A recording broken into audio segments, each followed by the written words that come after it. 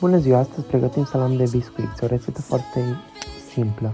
Se pune niște ciocolată într-o oală cu o hană de lapte, o lingură de cacao, se sfărâmă niște biscuiți, apoi tot mixul se amestecă cu niște rahat și niște zahăr vanilat, se trage foarte bine ca să iasă cât mai uniform salamul, se ține la frigider câteva ore, se taie apoi și se pune niște zahăr vanila deasupra. Enjoy!